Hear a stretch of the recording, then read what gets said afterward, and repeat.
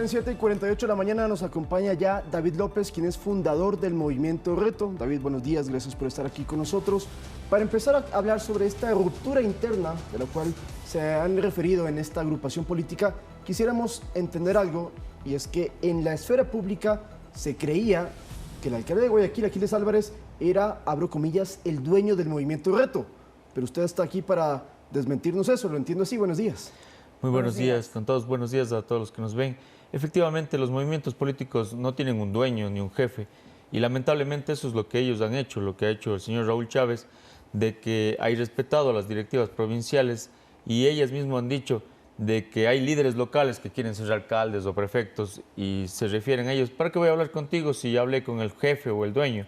Y por eso nosotros queremos demostrar, no solo al Movimiento Reto, sino en todos los movimientos y partidos políticos, que un movimiento no es una persona, un movimiento es un grupo de varias personas. El Movimiento Reto fue fundado con más de 176,000 firmas de adherentes permanentes y eso se debe respetar. Y cada directiva provincial sabe cómo es la política en su territorio y ellos deben llevar los diálogos, las alianzas dentro de su territorio y eso no se ha respetado. Ahora, para que no nos confundamos en casa, recordemos que el Reto estaba así, Aquiles Álvarez, pero su mano derecha es el actual asambleísta Raúl Chávez, quien es el presidente del movimiento y de quienes ustedes están cuestionando de que él se estaría apropiando de la agrupación política. Efectivamente, y este problema ya viene desde las elecciones a asambleístas, porque la única persona electa por el Movimiento Reto como asambleísta es el señor Chávez. Es decir, él es el que se acomodó dentro de esta alianza y a nadie más, absolutamente a nadie más se le permitió ser candidato o una opción, por ejemplo, de una directiva provincial de proponer un candidato para que sea segundo suplente, tercer candidato dentro de esta alianza. Entonces, eso no significa tener una alianza verdadera. ¿Usted fue candidato sin alianza con la Revolución Ciudadana? Yo no fui candidato. Usted se estaba lanzando por el Azuay. No, en las elecciones anteriores a estas, con Javier Herbas, que fue candidato sí, a presidente, pero no, en estas nuevas elecciones generales no fui candidato a absolutamente nada. Ya. Pero Reto es clave en estas próximas elecciones seccionales porque podría ser la plataforma para que los correístas puedan entrar a las elecciones. ¿Cómo quedan ahí entonces las distribuciones o cómo ustedes miran esto? Pero yo creo que estos diálogos de alianzas con el correísmo, con quien se lleve un diálogo, debe ser puesto en Asamblea Nacional. Debe haber un diálogo interno dentro del movimiento y proponer que exista una alianza nacional, pero vamos de elecciones seccionales y las elecciones seccionales son locales, donde existen líderes locales. Y yo creo que se debe respetar a cada una de las directivas provinciales para que ellos lleven los diálogos y consenso.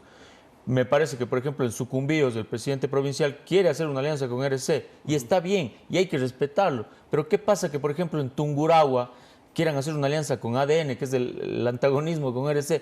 Lo podemos hacer porque el Movimiento Reto, de acuerdo a su filosofía política, y yo lo puedo decir porque soy fundador del movimiento, es un movimiento de consenso, un movimiento de diálogo, un movimiento que tiene como filosofía política ser el punto medio o el punto de equilibrio. Y eso no se está haciendo si se quiere promover el movimiento como una sucursal o franquicia de otro movimiento que ha perdido su existencia jurídica, sí, digamos así. A eso queríamos llegar porque también se especula que la Revolución Ciudadana, que en estos momentos perdió su carácter jurídico y no podría participar en las seccionales, buscaría a Reto como una plataforma para tener a sus candidatos. Efectivamente, pero eso no está bien. No es que un movimiento debe ser franquicia o sucursal de otro, para nada. Nosotros creemos que estamos en elecciones seccionales y ahí se debe valorar a los líderes locales. Y los diálogos deben ser locales y se debe respetarles a las directivas provinciales como tales, los operadores políticos del movimiento en territorio, y eso se debe respetar, y eso no se ha respetado. Pero eso no lo permite. ¿Cree usted que el asambleísta Chávez no permitiría justamente esas alianzas con otras agrupaciones que no sean la RC? No, porque efectivamente el asambleísta Chávez se ha tomado el movimiento como si fuera un dueño o un jefe, y lo peor de todo es que él ha nombrado coordinadores provinciales, que es ilegal nombrar eso, porque hay una directiva provincial nombrada de acuerdo al Código de la Democracia. ¿Cómo es que yo a dedo nombro otro coordinador provincial? Entonces eso ha causado incomodidad en todos los directores provinciales. Tanto es así que este sábado cambiaron 18 directivas cuando somos 24 provincias. Entonces ellos son minoría dentro de la Asamblea Nacional, porque si fueran mayoría, ¿no cree usted que no cambiarían 18 provincias de directores provinciales, que no armarían procesos disciplinarios en contra de 12 directivas?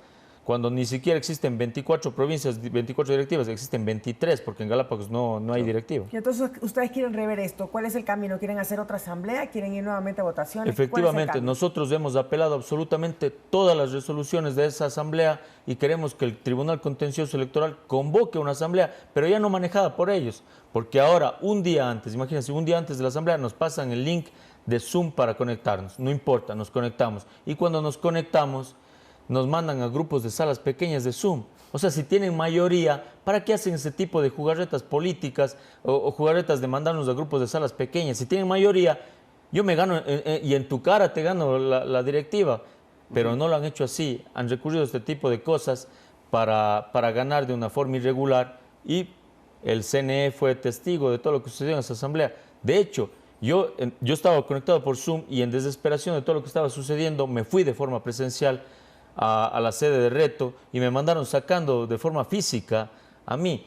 Y eso está mal porque yo soy miembro de la Directiva Nacional, soy miembro de la Asamblea Nacional, tengo derecho a voz y voto y no es justo que porque les incomode mi presencia dentro de la Asamblea me manden sacando de esa forma también. Claro, pero entonces, ¿ustedes qué buscan? ¿Que dé un paso al costado Raúl Chávez como presidente de Reto? Efectivamente, nosotros queremos cambiar toda la Directiva Nacional del Movimiento Reto para que venga una directiva que respete a las directivas provinciales, valga la redundancia, y que respete los diálogos y consensos que se lleven dentro de cada una de las provincias, porque nosotros queremos hacer alianzas con diferentes movimientos y partidos políticos y eso se debe respetar. Y eso lamentablemente no se está respetando, no hay diálogo interno dentro del movimiento, únicamente creen que existe un jefe o dueño y en ningún partido político debe haber jefes ni dueños en ninguna parte del mundo. Existen directivas, pero también Raúl Chávez ha sido muy cercano a Aquiles Álvarez, mano derecha. ¿Ustedes también se quieren desmarcar entonces de Aquiles Álvarez? Yo creo que es un tema muy aparte, ¿no?